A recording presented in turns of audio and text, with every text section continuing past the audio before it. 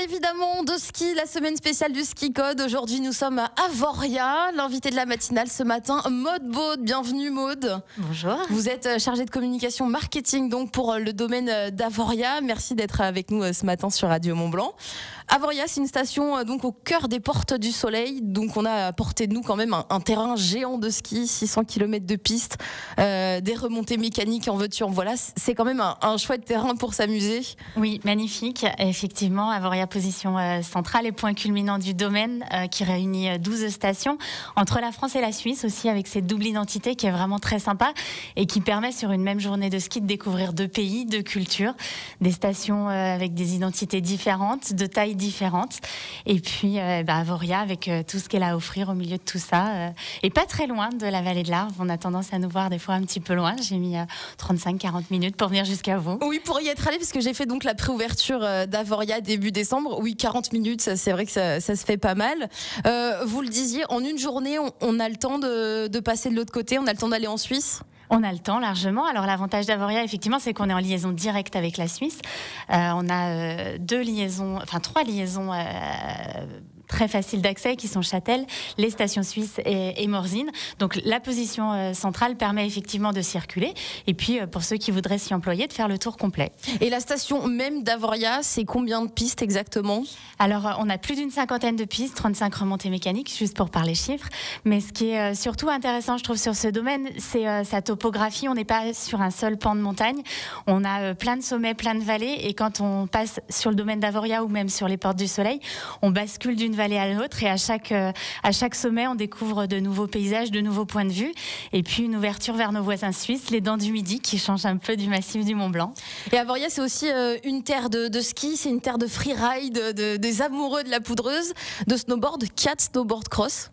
Alors effectivement, culture de glisse très forte, très investie dès l'origine dans les nouvelles pratiques, avec l'arrivée du snowboard très très tôt dans notre station, et puis le développement autour de cette pratique des snowparks. On en a 4, oui, avec des identités chacune très particulières pour toutes les pratiques de glisse, tous les niveaux et puis tous les publics. Et vous avez une équipe dédiée justement à ces snowparks qui permettent d'avoir des snowparks assez créatifs. J'ai regardé, il y en a qui sont en forêt, il y a une identité particulière à chacun.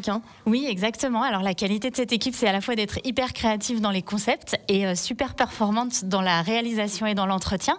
On a 4 snowparks. On a un snowpark hyper compact en centre-station, mais qui propose plein de lignes de glisse, donc qui est bien adapté pour évoluer en pratique snowpark. On a un snowpark hyper ludique dans la forêt de Proclou qui s'appelle le Lille Stache, avec des cabanes suspendues, des toboggans, plutôt adaptés aux familles. Et puis on a son grand frère, le snowpark écologique Le Stache, qui est en forêt, qui mêle lignes de freestyle et de freeride avec des modules 100% bois écologiques. Et puis on a notre snowpark historique d'Arar, qui a fait un peu notre identité et qui va connaître une nouvelle jeunesse cet hiver. Justement, on allait y venir. Vous avez prévu de lui donner un nouveau visage ? Oui, ça fait 2 ans que les équipes travaillent sur ce qu'on appelle le shape, qui est la manière de travailler la neige, et avec une influence qui nous vient du Japon, puisqu'on va faire un wave park. L'idée est de faire des grandes vagues de neige qui reproduisent au plus près l'expérience qu'on peut vivre en surf des mers. Donc voilà, on va essayer d'avoir ça, ce qui apporte pas mal de liberté dans les lignes qu'on pourra emprunter sur ce snowpark. Et puis pour l'identité, on va y apporter aussi une petite touche japonisante pour faire voyager les gens encore plus loin que nos montagnes.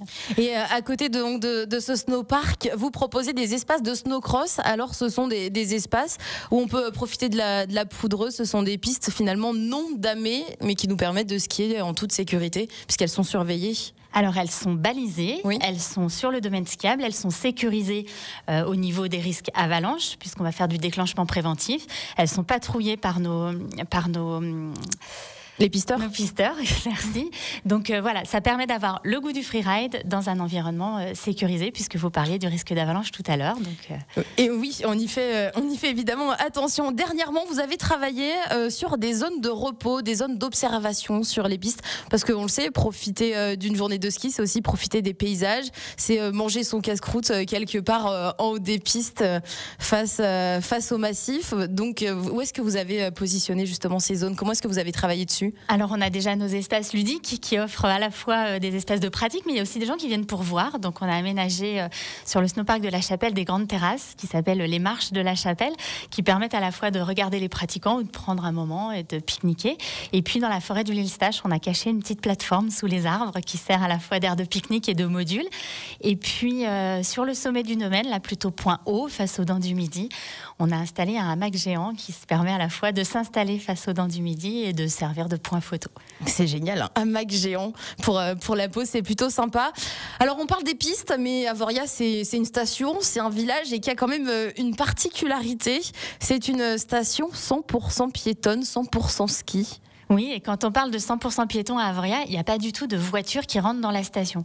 Quand on arrive, on ne descend pas en bas, enfin on va pas en voiture à Sarrebiens. On est redirigé directement vers des parkings. Oui. On a un grand quai, comme un quai de gare, où on dépose ses bagages, on laisse sa voiture, et là on est pris en charge soit par des calèches, soit par des engins qui vous acheminent, soit à pied avec des luges que met à disposition la station, et on évolue au cœur de la station sur des pistes enneigées qu'on peut prendre soit à pied, soit en luge, soit en ski. Oui, puisqu'en fait les rues de la station ne sont pas déneigées, donc on peut aller chercher son pain à la boulangerie le matin en ski. Ouais, c'est génial. Je vous le disais, on est un peu comme dans la boule de neige, celle qu'on secoue quand la neige tombe, mais la neige reste tout le temps.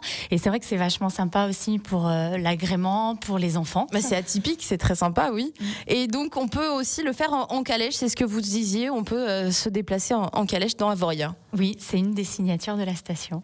Eh bien, merci Maud Baud d'être avec nous, donc chargée de communication marketing qui est en train de nous faire rêver sur la station d'Avoria. On revient dans quelques instants, restez avec nous sur Radio Mont-Blanc. Et ce matin sur Radio Mont-Blanc, on vous fait voyager au cœur de la station d'Avoria avec Maud Baud, chargée de communication et marketing pour la station. Alors, vous nous le disiez, Avoria c'est atypique, c'est une station 100% piéton, on s'y déplace en luge, à ski, en calèche. Ça participe à rendre la station atypique, mais aussi c'est un geste éco-responsable finalement. Oui, dès sa conception, la station a eu ça dans son ADN, une préservation de l'environnement, que ce soit dans le trait architectural et dans la manière de construire. Justement, dans le trait architectural, vous avez conçu des habitations éco-responsables.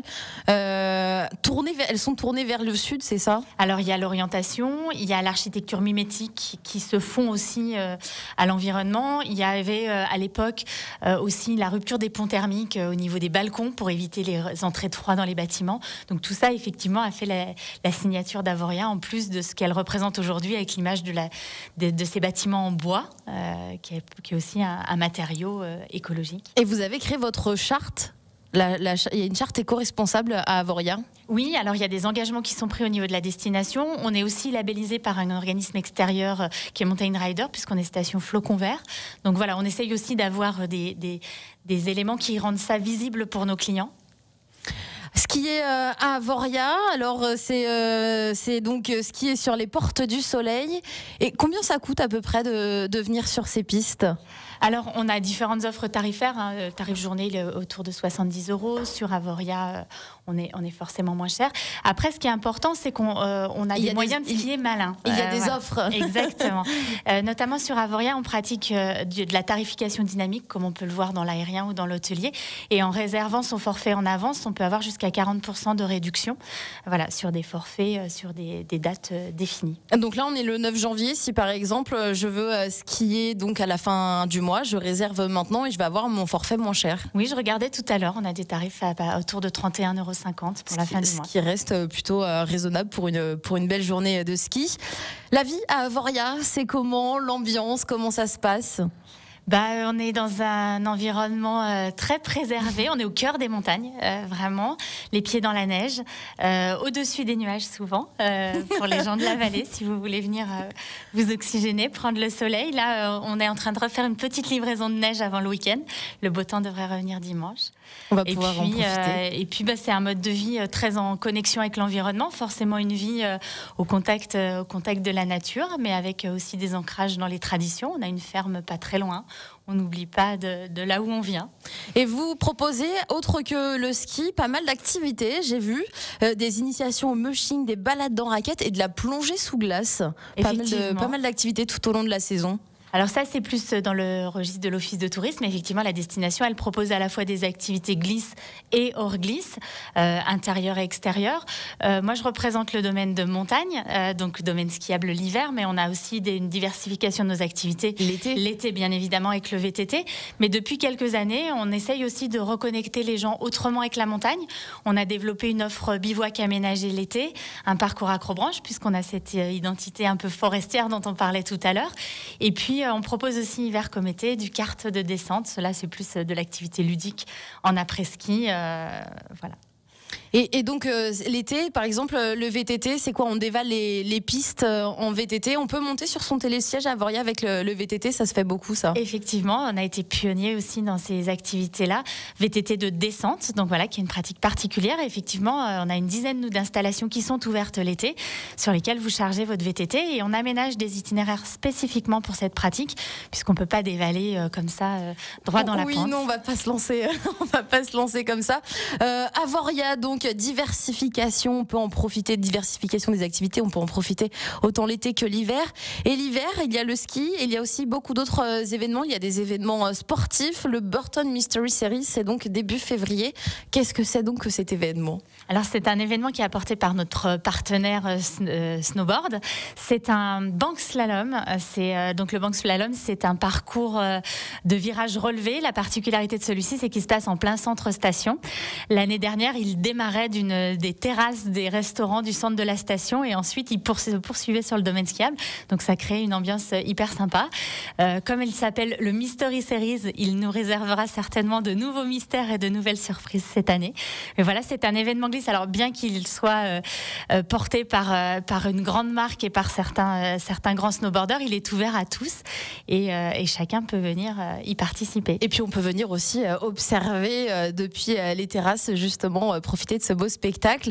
À Avoria, on fait aussi la fête, on écoute beaucoup de musique, pas mal d'événements musicaux aussi pendant la saison. La montagne est festive aussi, oui, très festive, toute l'année. Oui. Et on a effectivement un grand événement musical sur les Portes du Soleil qui s'appelle Rock the Piste, qui a la particularité d'avoir ses scènes sur les pistes de ski. Donc on se rend au concert ski au pied.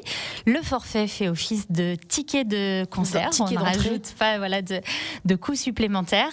La scène se déplace de station en station tout au long de la semaine. Eh bien, ça fait rêver. De quoi se régaler donc si vous voulez aller skier à Avoria. Et justement, vous allez pouvoir aller skier à Avoria. Grâce à Radio Mont-Blanc, aujourd'hui, on vous offre votre forfait de ski. Direction Avoria avec le ski code. Pour jouer avec nous, vous envoyez sur le WhatsApp de Radio Mont-Blanc ski code au 04 50 58 24 47. Et quand Guillaume vous appellera ce soir dans la famille Radio Mont-Blanc, il faudra lui donner un code secret. Et donc Maude, c'est vous qui allez donc donner le code secret à nos auditeurs. Le code secret, c'est un nom d'un télésiège à Avoria, c'est Chaud-Fleury. Voilà. Très bien. Eh bien, écoutez, ce soir, vous donnez Chaud-Fleury et nous vous ouvrirons les portes du domaine d'Avoria. Et justement, Chaud-Fleury nous emmène où sur le domaine? Chaud-Fleury, c'est notre télésiège de liaison avec la station de Châtel. Pour aller profiter des pistes de ski en Suisse. Merci Maude Baud d'avoir été avec nous en direct ce matin sur Radio Mont-Blanc.